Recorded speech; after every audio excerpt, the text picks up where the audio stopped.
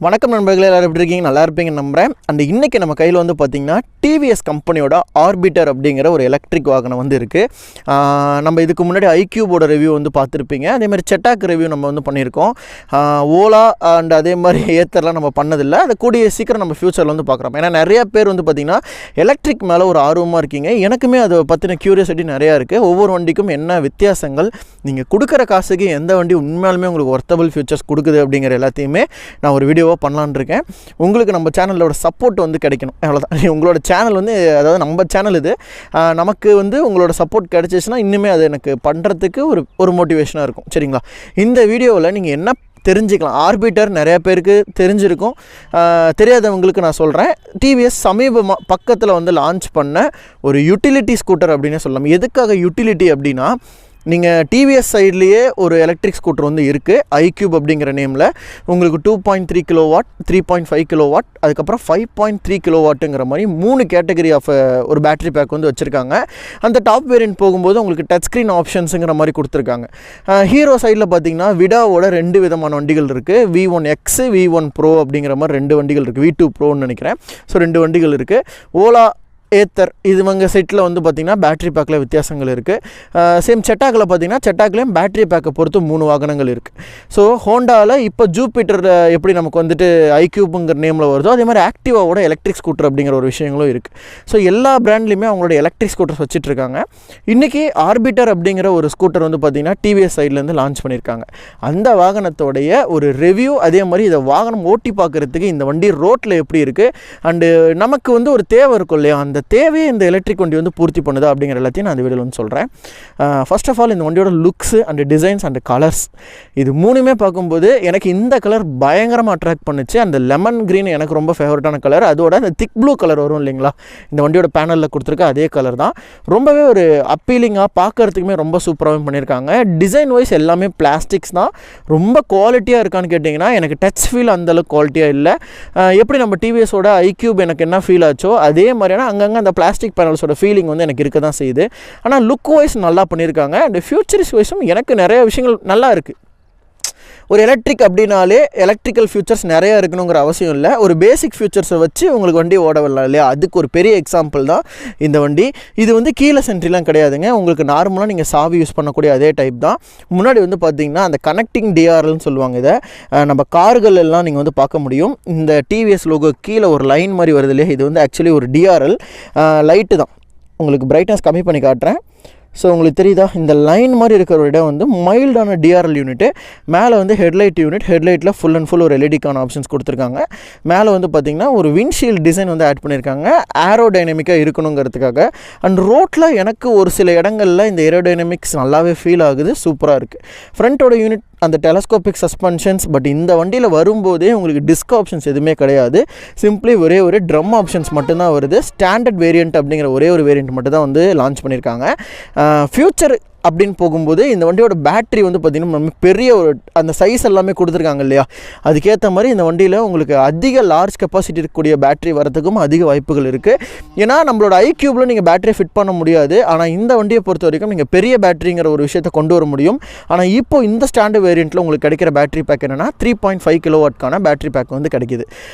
மோட்டரை பற்றி பார்க்கணும் அப்படின்னா இந்த மெயினாக இந்த மோட்டர் யூனிட் தாங்க, ஹப் மோட்டர் டைப் தான் கொடுத்துருக்காங்க. இது பேஸ் வேரியண்ட், அது இல்லாமல் ஸ்டாண்டர்ட் வேரியண்ட் அப்படிங்கிறனால நமக்கு இதுதான் ஸ்டார்டிங் வேரியண்ட். அதனால் நமக்கு ஹப் வேரியண்ட் வந்து வருது.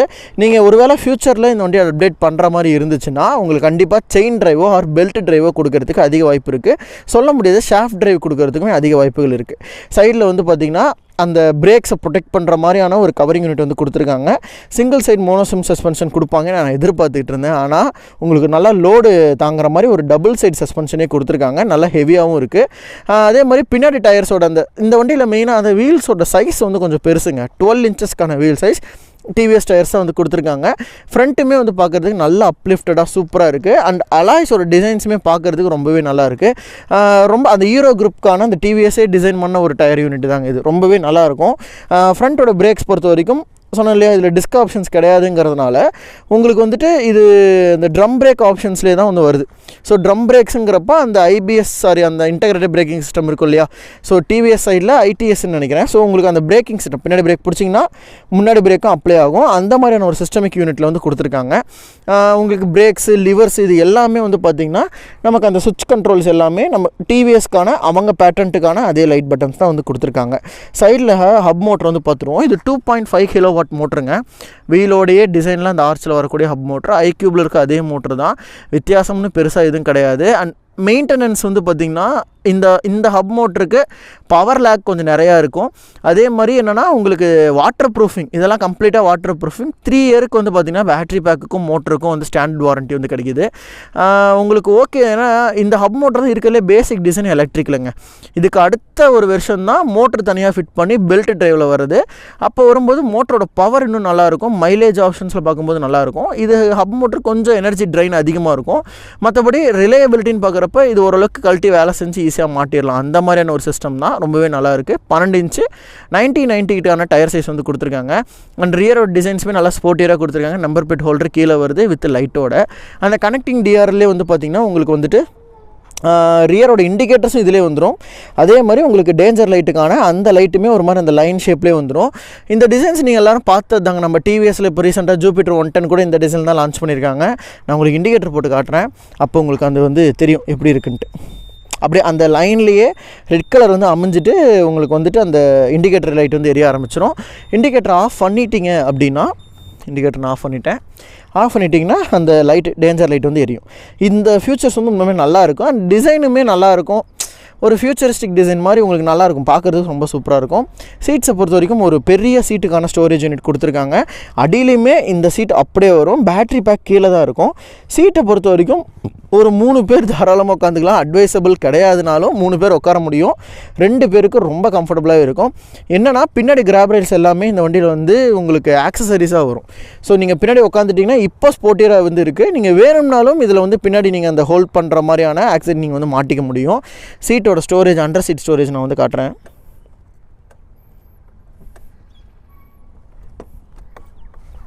எல்லாமே சாவியில் ஆப்ரேட் பண்ணுறது தான். ஒரு பெரிய சீட் ஸ்டோரேஜ் கொடுத்துருக்காங்க. ஆக்சுவலாக இந்த கம்பார்ட்மெண்ட்டு கீழே வந்து பார்த்திங்கன்னா உங்களுக்கு பேட்டரி வந்து வருது. பேட்டரிக்கான சார்ஜர் யூனிட். இதில் வந்து ஃபாஸ்ட் சார்ஜிங் ஆப்ஷன்ஸ் வந்து இப்போதைக்கு ஸ்டாக்காக கிடையாதுங்க. ஆனால் இந்த மோட்டரோட சார்ஜிங் யூனிட் 0 to 80 வந்து 4.5 ஹவர்ஸில் ஏறிடும்னு சொல்கிறாங்க. இது வந்து ஃபாஸ்ட் தான் ஆக்சுவலாக. ஸோ ஃபாஸ்ட் சார்ஜர்னால் ரொம்ப ஈஸியாக அவைலபிளாக இருக்கக்கூடிய ஃபாஸ்ட் சார்ஜர் கிடையாது. நார்மலாக நீங்கள் ப்ளக் அண்ட் ப்ளே பண்ணக்கூடிய அதே சார்ஜர் தான். பட் இருக்கிற சார்ஜை சீக்கிரமாக சார்ஜ் ஆகிடும் அப்படிங்கிற மாதிரி சொல்கிறாங்க. நம்ம ஃபோன்லாம் வருது இல்லையா, அந்த மாதிரி இப்போ வர மோஸ்ட் ஆஃப் த ஃபோன்ஸில் வந்துட்டு ஃபாஸ்ட் சார்ஜிங் சப்போர்ட் இல்லைனாலும் சீக்கிரமாக ஏறிடும். அந்த மாதிரி ஒரு யூனிட் தான் இதுலேயும் கொடுத்துருக்காங்க. முன்னாடி சின்னதாக ஒரு க்ளவ் பாக்ஸு, அதுக்கப்புறமேட்டு பேக் ஹோல்டருக்கான கிளிப் வந்து கொடுத்துருக்காங்க. மெயினான விஷயத்துக்கு நம்ம மீட்டருக்கு வந்துடுவோம். ஸோ மீட்ரு எப்படி இருக்குன்னு பார்ப்போம். இது நம்ம டிவிஎஸ் அந்த ரைடானில் நீங்கள் பார்த்துருப்பீங்க. ரைடரோட நார்மல் யூனிட்டில் அந்த கலர்டு டிஸ்பிளே யூனிட்டு. ஸோ ரிட்ரைட் சைட் ஸ்டாண்ட் போட்டிருந்தால் வண்டி வந்து ஸ்டார்ட் ஆகாது. இதில் ரொம்ப பெரிய ஃபீச்சர்ஸ்லாம் ஒன்றுமே கிடையாதுங்க. ஓடோ வந்து உங்களுக்கு இருக்குது. அட் த சேம் டைம் உங்களுக்கு வந்து ட்ரிப் ஏ, ட்ரிப் பி வந்து கொடுத்துருக்காங்க. டிஸ்டன்ஸ் டு எம்டி, அதாவது டிடிஇங்கிறது உங்களுக்கு ரேஞ்ச் தான். பெட்ரோல் வண்டிகளில் டிஸ்டன்ஸ் டு எம்டின்னு சொல்லுவோம். இந்த வண்டிகளில் ரேஞ்சுன்னு சொல்லுவோம். இப்போ இருக்கிற சார்ஜ் 50%க்கு 58 கிலோமீட்டர் காட்டுதா, அப்போ இன்ட்டு மல்டிப்ளை பண்ணிக்கோங்க. இப்போ வண்டி இருக்கிறது ஈகோ மோடில். ஸோ ஈகோ மோடுனா இந்த வண்டியோட ரேஞ்ச் வந்து உங்களுக்கு கிட்டத்தட்ட ஒரு 115 வரைக்கும் உங்களுக்கு ரேஞ்ச் வந்து கிடைக்கலாம். அதாவது நார்மலாக ஸ்பீடு அப்படின்னு பார்க்குறப்போ ஒரு 50 வரைக்கும் ஸ்பீடு வந்து போகும். அட் த சேம் டைம் உங்களுக்கு வந்துட்டு ஒரு லாங் நீங்கள் எடுத்துகிட்டு போகிற மாதிரி இருந்துச்சுன்னா கண்டிப்பாக இந்த 3.5 கிலோவாட் உங்களுக்கு செட் ஆகாது. ஃப்யூச்சரில் இதோட பெரிய ஒரு 5.3 கிலோவாட் வந்து 170 ரேஞ்ச் கொடுத்தாங்கன்னா உண்மையாலுமே இந்த வண்டி அதுக்கு கேப்பபிளான வண்டி தாங்க. ஏன்னா பெரிய சைஸு, பேட்டரி இருக்கிறதுக்கு எல்லா ஆப்ஷன்ஸும் இருக்குது. ஸோ பார்ப்போம். பட் இப்போதைக்கு இதோட ரேஞ்ச் வந்து எஸ்டிமேட்டட் ரேஞ்ச் 115 வரைக்கும் போகும் ஈக்கோவில். பவர் மோடு அப்படின்னா 100லேருந்து 105 வரைக்கும் உங்களுக்கு வரலாம். இதுதான் வந்து ரேஞ்சு இந்த 3.5 கிலோவாட்டுக்கு. ஃபோனை வந்து சார்ஜ் பண்ணிக்க முடியும் உங்களால். டைம் ஓடுது. அண்ட் பேட்டரிக்கான பேக் வந்து கொடுத்துருக்காங்க. க்ரூஸ் கண்ட்ரோல் அப்படிங்கிற ஒரு ஆப்ஷன்ஸ் வந்து இந்த வண்டியில் இருக்குது. இது வந்து பார்த்திங்கன்னா என்ஜின் கில் ஸ்விட்ச், ஆன் ஸ்விட்ச். சேம் நீங்கள் கில் ஸ்விட்ச் வண்டியை ஸ்டாண்ட் எடுத்துகிட்டு நீங்கள் பவர் பட்டன் அழுத்தினா மட்டும்தான் வண்டி வந்து போகும். ஸோ பார்க்கிங்கான சென்சார் மோடு வந்து ஈகோ மோட், சிட்டி மோடுன்னு 2 மோடு இருக்குது. அதை சேஞ்ச் பண்ணுறதுக்கான பட்டன். த்ராட்டில் வந்து உங்களுக்கு அந்த ஒயருக்கு வந்து கிடையாது, சென்சிங் டைப் தான். ஸோ உங்களுக்கு உண்மையுமே நல்லாயிருக்கும். இது அந்த ஃபீலுமே நல்லாயிருக்கும். ரொம்ப ஸ்மூத்தராகவும் இருக்குது. ஃப்ரண்ட்டில் வந்து ட்ரம் பிரேக்ஸு, அதே மாதிரி ரியர்லையும் ட்ரம் பிரேக்ஸு. சுவிச்சஸ் பொறுத்த வரைக்கும் high beam, low beam, cruise கண்ட்ரோலுக்கான பட்டன், சைடு இண்டிகேட்டர், ஹாரன் ஓரளவுக்கு டீசெண்டாக கொடுத்துருக்காங்க. ஸோ ரொம்பவே டீசெண்டான ஒரு வண்டி தான். டச் கண்ட்ரோல், இந்த ஸ்க்ரீனு பெருசாக எலக்ட்ரானிக்ஸ் இல்லை, க்ரூஸ் கண்ட்ரோல் வருது உங்களுக்கு.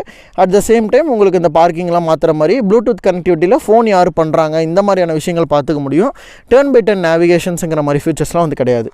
ஜஸ்ட் உங்களுக்கு நார்மலாக பேசிக்காக என்னென்ன விஷயங்கள் வருதோ அது எல்லாத்தையுமே வந்து பண்ணியிருக்காங்க. இந்த வண்டியோட ஆன் ரோட் விலை அப்படின்னு பார்த்தீங்கன்னா 1,12,000 rupees வந்து பார்த்திங்கன்னா இன்றைக்கி ஆன் ரோட் ப்ரைஸ் வந்து வருதுங்க. இது ஸ்டாண்டர்ட் வேரியண்ட்டு. உங்களுக்கு இதுலேயே வந்து பார்த்திங்கன்னா கொஞ்சம் பேட்டரி பேக் இன்க்ரீஸ் பண்ணி கொஞ்சம் நாள் லான்ச் பண்ணிவிடுவாங்க. அப்போ மேபி இதோட ப்ரைஸ் 1,30,000 1,40,000. அந்த iQBக்கு என்ன பண்ணாங்களோ அதே மாதிரி தான். பட் இதுவுமே நமக்கு வந்து ரொம்பவே நல்லா இருக்குது. டாலராக இருக்கக்கூடிய பர்சன், வெயிட்டாக இருக்கக்கூடிய பர்சனுக்கெலாம் ரொம்ப ஆப்டான ஒரு வண்டி. 6 feet இருக்கீங்கன்னா கூட உங்களுக்கு கால் வந்து முன்னாடி போனட்டில் இடிக்கல, அந்தளவுக்கு நல்லா டாலராக இருக்கக்கூடிய ஒரு வண்டினே சொல்லலாங்க இது. ஸோ உங்களுக்கு இந்த வீடியோ பிடிச்சிருக்குன்னு நம்புகிறேன். அண்ட் ஆர்பிட்டரை பற்றின ஒரு சின்ன அவுட்வியூ உங்களுக்கு வந்து பிடிச்சிருக்குன்னு நம்புகிறேன். இதோட டீட்டெயிலான டெஸ்ட் ரைட் ரிவ்யூ அண்ட் அந்த ரிவ்யூலையுமே நம்ம வந்து யார் எலக்ட்ரிக் வண்டிலாம் சூஸ் பண்ணலாம் அப்படிங்கிற எல்லாத்தையுமே நம்ம வந்து பேசியிருப்போம். ஸோ அந்த வீடியோ உங்களுக்கு ரொம்பவே யூஸ்ஃபுல்லாக இருக்கும். ஸோ அந்த வீடியோ மறக்காமல் வந்து பாருங்கள். என்னை பொறுத்த வரைக்கும் பேட்டரி வண்டி வாங்குறவங்க நிறைய ஓட்டம் இருக்கவங்க வாங்குங்க. நீங்கள் நார்மலாக ஒரு மாதத்துக்கே உங்களுக்கு வந்துட்டு ஒரு 300 கிலோமீட்டர் 400 கிலோமீட்டர் தான் டிரைவ் இருக்குன்னா கண்டிப்பாக நமக்கு அது செட் ஆகாது. ஒரு மாதத்துக்கு 2000 2500 கிலோமீட்டர் உங்களுக்கு ஓட்டம் இருக்குன்னா உங்களுக்கு பேட்டரி வண்டி வந்து உண்மையுமே ஒரு காஸ்ட் எஃபெக்டிவாக இருக்கும். அந்த போட்ட காசு அந்த பேட்டரியோட வாரண்ட்டி முடியறதுக்குள்ள நீங்கள் வந்து எடுத்துடலாம். இதுதான் என்னோட ஒரு அட்வைஸு. ஸோ பேட்டரி வாகனங்கள் யூஸ் பண்ணுறதுல எந்த பிரச்சனையும் இல்லை. இப்போ நிறைய அப்டேட் வந்துருச்சு, நிறைய எலக்ட்ரிக் வந்துருச்சு. ஆக்சுவலாக iQBங்கிற ஒரு மாடலோட சக்ஸஸை பொறுத்து தான் இந்த ஆர்பிட்டர் அப்படிங்கிற ஒரு வண்டி வந்து வருது. ஸோ இதில் வந்து ஃபால்ட்டு அண்ட் டிஃபால்ட்டுங்கிற மாதிரி எந்த விஷயங்களும் கிடையாது, பக்காவாக பண்ணியிருக்காங்க. ப்ரைஸுமே அதுக்கேற்ற மாதிரி கம்மியாக ப்ளேஸ் பண்ணியிருக்காங்க. உங்களுக்கு இந்த வீடியோ வந்து பிடிச்சிருக்கு அப்படின்னு நம்புகிறேன். அண்ட் இதே மாதிரி நம்ம சேனலில் தொடர்ந்து நிறைய வாகனங்களோட ரிவ்யூஸ் வந்துட்டுருக்கோம். ஸோ நம்ம சேனலை பொறுத்த வரைக்கும் சப்ஸ்கிரைப் பண்ணி சப்போர்ட் பண்ணுங்கள். அண்ட் இந்த ஆர்பிட்டரோட டெஸ்ட் ரைடில் நான் வந்து உங்களை மீட் பண்ணுறேன். தேங்க்ஸ் ஃபார் வாட்சிங் நண்பா. Take care and bye.